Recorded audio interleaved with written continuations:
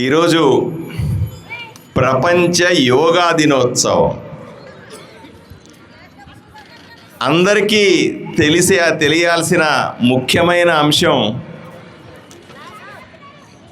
యోగా అన్నది భారతదేశంలో పుట్టినటువంటి వ్యాయామ ఏకాగ్రతా విధానం.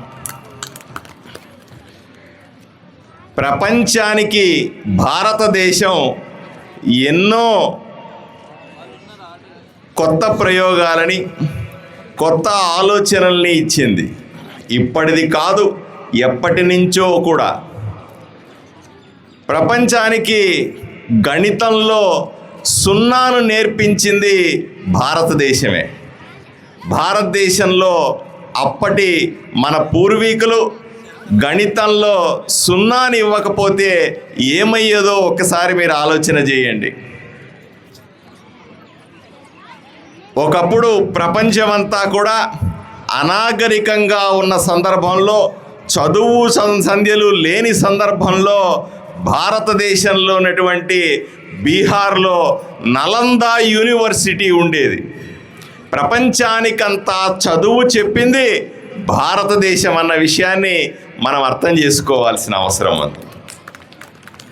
ఇంతేకాదు, ప్రపంచానికి ఆయుర్వేదాన్ని ఇచ్చింది భారతదేశం. అన్ని రకాల మందులు మాకులు తిని ఆరోగ్యాలు నాశనం చేసుకుంటున్న ఆ సందర్భంలో మన పూర్వీకులు భారతదేశం నుంచే ఆయుర్వేదాన్ని ఇచ్చారు.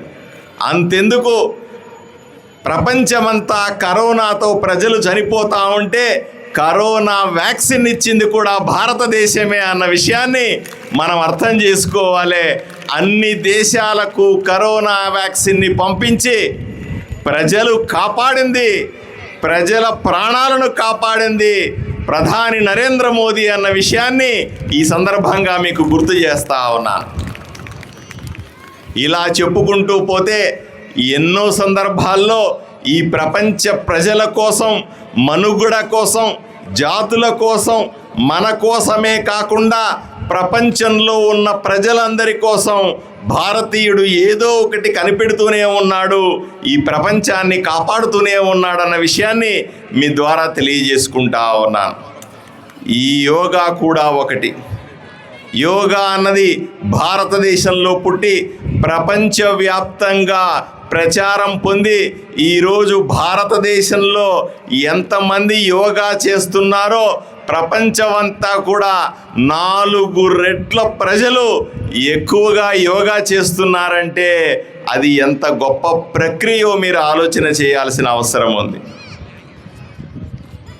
అవసరమైనవి తినండి, అవసరమైన అంతవరకే తినండి, యోగా చేయండి, ధ్యానం చేయండి, ఆరోగ్యంగా ఉండండి అనే సూత్రాన్ని ప్రపంచానికి తెలియజేయడానికి ఐక్యరాజ్య సమితి ప్రపంచంలో ఉన్న అన్ని సంస్థలు కలిపి ఈ రోజుని 21వ తేదీని ప్రపంచ యోగా దినంగా ప్రకటించడం భారతదేశానికి గర్వకారణం అన్న విషయాన్ని మీకు విన్నవించుకుంటా ఉన్నాను.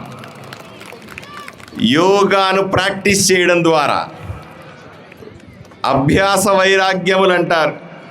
అభ్యాసం అంటే ప్రాక్టీస్ చేయడం, వైరాగ్యం అంటే అన్నింటినీ వదిలిపెట్టి తను చేసే పని మీద మాత్రమే ధ్యాస పెట్టడం, అన్నింటి బంధాలని కూడా నెత్తికెక్కించుకోకుండా బంధాలను పక్కన పెట్టి తన సమాజం కోసం ఉపయోగపడే ప్రక్రియనే యోగం అంటారు, దాన్ని భోగం అంటారు కూడా.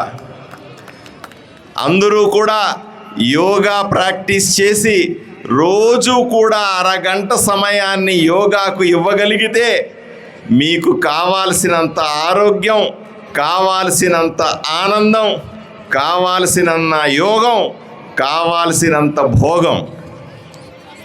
దయచేసి 3 విషయాలని స్పష్టంగా ఆచరించాలని యోగా దినం చెబుతుంది. వీలైనంత వరకు శాకాహారాన్ని భుజించడం, వీలైనంత వరకు యోగా చేయడం. యోగా చేయడం అంటే పొద్దున్న లేయడం కష్టం అండి, ఇంట్లో చాలా పనులు ఉన్నాయని అక్క చెల్లెళ్ళందరూ చెప్తా ఉంటారు. మా ఆయనకి ఎవరు వండుతారు, కుటుంబంలో వంట ఎవరు చేస్తారు, పనులు ఎవరు చేస్తారు, యోగా చేసుకుంటూ ఉంటే అవన్నీ ఎవరు ఎక్కడ అవుతాయి అని అంటారు. యోగా అన్నది పొద్దున్నే అన్ని పనులు వదిలి చేయకపోయినా రోజులో ఏ సందర్భంలో అయినా సరే కడుపు ఖాళీగా ఉన్నప్పుడు ప్రశాంతంగా కుర్చీ మీద కూడా కూర్చొని చేయగలిగి, సోఫా మీద కూడా కూర్చొని చేయగలిగి, సినిమా చూస్తూ కూడా చేయగలిగిన యోగాలు ఈరోజు ఎన్నో అందుబాటులో ఉన్నాయన్న విషయాన్ని మీకు తెలియజేస్తా ఉన్నాను. శాకాహారం తినండి. శాకాహారం తినడం ద్వారా శరీరం ఆరోగ్యంగా ఉంటుంది. శాకాహారం ద్వారా శరీరంలో ఉన్నటువంటి అన్ని కండరాలు, నరాలు, మెదడు అన్నీ కూడా చక్కగా పనిచేస్తాయన్న విషయాన్ని, అట్లని నేను మాంసాహారానికి వ్యతిరేకము అని నేను మీకు చెప్పట్లేదు. తగినంత వరకు అవసరమైన మేరకే మాంసాహారాన్ని భుజించండి. వీలైనంత ఎక్కువగా కాయగూరలు, శుభ్రమైనటువంటి ఫ్రెష్గా ఉన్నటువంటి ఫ్రూట్స్ మనకు ఎంతోమంది చూస్తూ ఉంటాం. నేను ఎప్పుడు ఈ వీధిలో పోతా ఉంటే, మెయిన్ రోడ్లో పోతా ఉంటే అక్కడ చిన్న చిన్న గంపల్లో పెట్టుకొని అమ్ముతూ ఉంటారు. నేను గబాలన కారులో నుంచి దిగి 4 నేరేడు పళ్ళు, 4 పరిందికాయలు, 4 జామకాయలు కొనుక్కొని మళ్ళీ కారులో కూర్చొని మా ఇంటికి తీసుకుపోతూ ఉంటారు. నాకేం మొహమాటం ఏమి ఉండదు. అలా గంపల్లో కొనండి,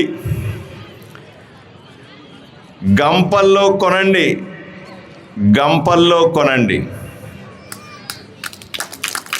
ఎందుకు ఈ మాట అంటున్నానంటే, అలవాటైంది మనకి.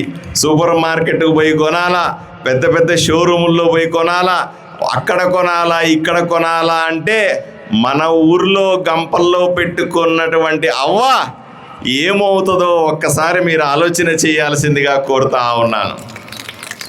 గంపలో ఉన్న అవ్వని, గంపలో పళ్ళు పెట్టుకున్న అవ్వని, వీధి వీధి తిరుగుతూ కాయగూరలు అమ్ముతున్న మన అన్నని, తమ్ముణ్ణి, తల మీద గంప పెట్టుకొని ఇంటింటికి కూరగాయలు ఇచ్చే ఆడమనిషిని మనమే పోషించుకోవాలా, మనమే బాగా చూసుకోవాలా తప్ప బయటోళ్ళు ఎవరు చూడరన్న విషయాన్ని మీరు అర్థం చేసుకోవాలి. మీరు సూపర్ మార్కెట్లో కొంటే, పెద్ద పెద్ద షోరూముల్లో ఉండవు. ఆ డబ్బులు ఏ ఊర్లోనో ఏ దేశానికో పోతాయన్న విషయాన్ని మీరు అర్థం చేసుకోవాల్సిందిగా కోరుకుంటా ఉన్నాను. యోగా దినాన్ని పురస్కరించుకొని ఈరోజు పొద్దునే ఇంతమంది అక్క చెల్లెళ్ళు, తమ్ముళ్ళందరూ కూడా వచ్చినారు. వీళ్ళందరికీ కూడా శుభాభినందనలను తెలియజేస్తూ మరొకసారి మీతో కలవడానికి సిద్ధంగా ఉంటానని తెలియజేస్తా ఉన్నాను. నమస్కారం.